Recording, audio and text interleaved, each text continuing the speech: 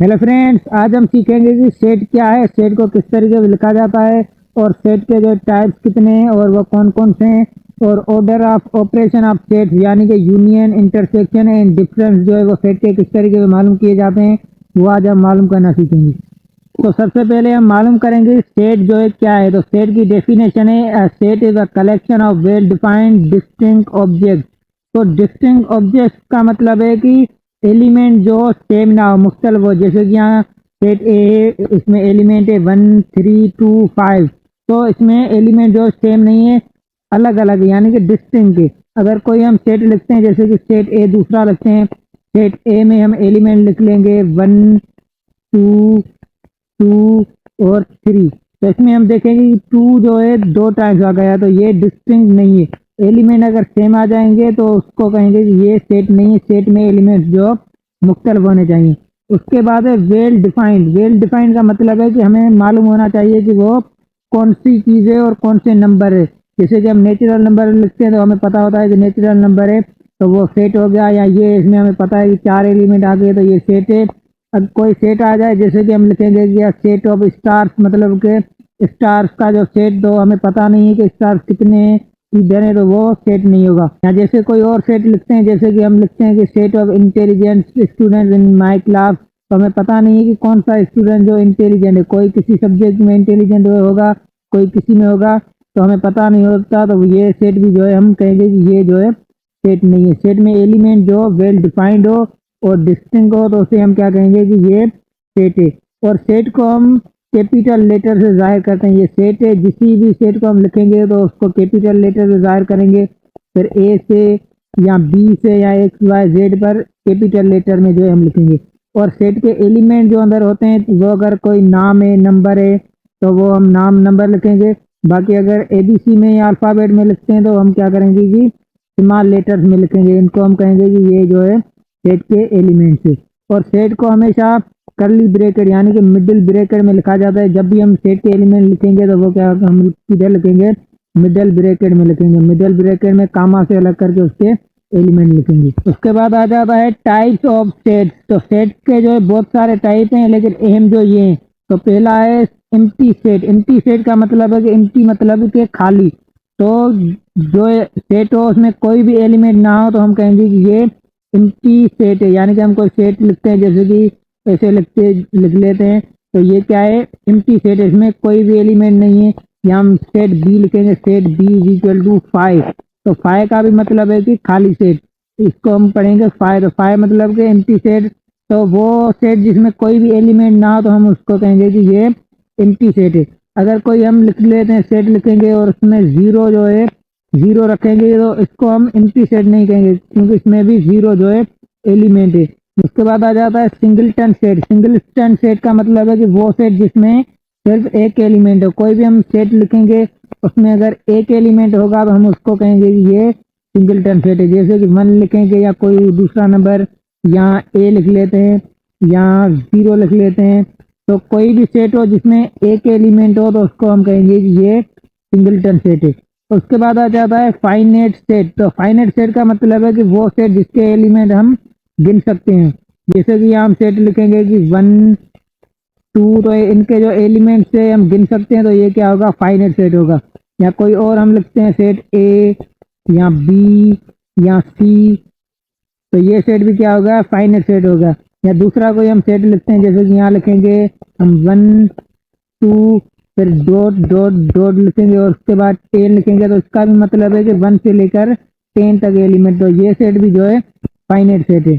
और infinite set का मतलब है वो सेट जिसके हम एलिमेंट जो काउंट ना कर सके। जैसे कि यहाँ हम लिखेंगे, कोई सेट लिखेंगे कि 1 2 और उसके बाद ऐसे हम डॉट लगा देंगे, तो इसका मतलब है कि ये सेट जो है इनफाइनाइट है, मतलब है उसको हम गिन नहीं सकते।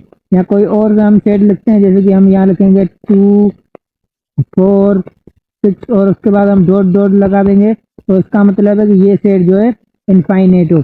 और अगर डॉट के बाद कोई नंबर हम लिख लेते हैं तो फिर वो फाइनाइट हो जाएगा, मतलब कि 1 से लेकर 100 तक। तो अगर कोई नंबर लास्ट में है तो वो फाइनाइट है।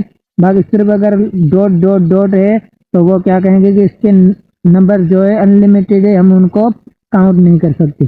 उसके बाद आ जाता है यूनियन ऑफ स्टेट्स। तो यूनियन का मतलब है the union of two states A and B denoted A union B is the state of all elements that are in the state of A or in the state of B or in both A and B. तो union का मतलब है जब भी हम union of states निकालेंगे तो union का मतलब है वो एलिमेंट जो ए में भी हो और बी में भी हो वो हम एक साथ करके लिखें तो उसको हम कहेंगे कि ये यूनियन है। जैसे कि हम दो सेट यहाँ लिखते हैं, एक लिखते हैं ए सेट, ए सेट में हम लिखेंगे 1 2 3 एलिमेंट लिखेंगे और बी जो है बी सेट में हम लिखेंगे कि इसमें 2 4। तो इसमें दो एलिमेंट तो अब अगर यूनियन हम मालूम करेंगे ए यूनियन बी, तो ए यूनियन बी हम मालूम करेंगे तो वो एलिमेंट जो ए में भी हो और बी में भी हो हम सारे लिखेंगे। तो इसका आंसर आ जाएगा 1 2 3 4। ये जो इसका आंसर है, यानी कि ये जो एलिमेंट है इसमें आ गए और बी के जो एलिमेंट है वो भी इसमें आ गए। तो सारे एलिमेंट अगर हम साथ लिखेंगे तो वो हो जाएगा उनका यूनियन। और अगर कोई सेम एलिमेंट आ जाता है जैसे कि यहाँ 2 है और यहाँ भी 2 है तो उसको हम एक टाइम्स लिखेंगे, बाकी सारे ए और बी के एलिमेंट जो सारे लिखेंगे। यहाँ 3 सेट हो या 4 सेट हो, जितने के भी हम यूनियन निकालेंगे सारे के सारे एलिमेंट लिखेंगे और जो सेम होंगे वो हम 1 टाइम लिखेंगे। उसके बाद आ जाता है intersection. Intersection of sets, the intersection of sets A and B symbolized a intersection b is the set containing all the elements that are in the common to both sets। तो दो या तीन एलिमेंट हो उनके हम अगर intersection निकालेंगे तो इंटरसेक्शन का मतलब है कि वो हम नंबर से एलिमेंट्स लिखेंगे जो ए में भी हो और बी में भी हो। तो वो जो ए में भी होंगे बी में भी होंगे वो हम सेट लिखेंगे तो वो हो जाएगा इंटरसेक्शन। बाकी जो उसमें नंबर है एक सेट में है और दूसरे में नहीं है तो वो हम नहीं लिखेंगे। तो जैसे कि हम सेट लिखते हैं, यहाँ सेम सेट लिखते हैं ए इज इक्वल टू 1 2 3 और दूसरा हम सेट लिखते हैं सेट बी लिखते हैं, यहाँ लिखते हैं 2 और 4। तो इसका हम इंटरसेक्शन निकालेंगे ए इंटरसेक्शन बी। तो इंटरसेक्शन में जो है यहाँ 1 दिया हुआ है लेकिन यहाँ स्टेट में 1 नहीं है, 2 यहाँ दिया हुआ है, यहाँ भी 2 है तो हम क्या लिखेंगे यहाँ 2 लिखेंगे। 3 यहाँ है लेकिन यहाँ 3 नहीं है और यहाँ स्टेट में 4 है पर स्टेट में 4 नहीं है तो हम ये नहीं लिखेंगे। बाकी 2 जो सेम है वो हम लिखेंगे। तो जितने भी सेट्स हो इंटरसेक्शन का मतलब है जो सेम एलिमेंट होंगे वो हम रखेंगे, बाकी जो सेम नहीं होंगे उनको हम दूर कर देंगे। तो यहाँ जो है ए इंटरसेक्शन बी हम लिखेंगे तो वो आएगा 2 आएगा। उसके बाद आ जाता है डिफरेंस ऑफ टू सेट्स। तो डिफरेंस का मतलब है let A and B sets the difference of A and B denoted by A difference B. इसको हम पढ़ेंगे A difference B is the set containing those elements that are in A but not in B. तो difference का मतलब है कि जब हम ए डिफरेंस बी मालूम करेंगे तो डिफरेंस में वो एलिमेंट जो बी में होंगे तो वो हम ए सेट से काट लेंगे, बाकी जो सेम नहीं होंगे वो हम लिखेंगे तो वो हो जाएगा ए डिफरेंस बी। तो यहाँ हम दो सेट लिखते हैं, जैसे कि पहला सेट है ए इज इक्वल टू 1 2 3, हम ये एक सेट लिखेंगे और दूसरा सेट हम लिखेंगे set B is equal to 2 3। तो हम मालूम करेंगे ए डिफरेंस बी। तो ए डिफरेंस बी हम मालूम करेंगे तो वो एलिमेंट जो बी में है वो हम इसमें काट लेंगे, बाकी जो बचेंगे वो हम लिखेंगे। तो यहाँ 2 जो है ये ए में भी है और बी में भी है तो ये हम नहीं लिखेंगे। 3 जो है ए में भी है बी में भी है तो ये भी हम नहीं लिखेंगे। बाकी ए में जो 1 है और बी में 1 नहीं है तो हम यहाँ लिखेंगे 1। तो वो एलिमेंट जो ए में हो पर बी में ना हो तो उसको हम कहेंगे ए डिफरेंस बी। तो जब भी हम डिफरेंस किसी का मालूम करेंगे तो जो यहाँ सेट दिया हुआ है उसमें जो एलिमेंट है और दूसरे में नहीं है तो वो हम यहाँ रखेंगे तो वो हो जाएगा ए डिफरेंस बी।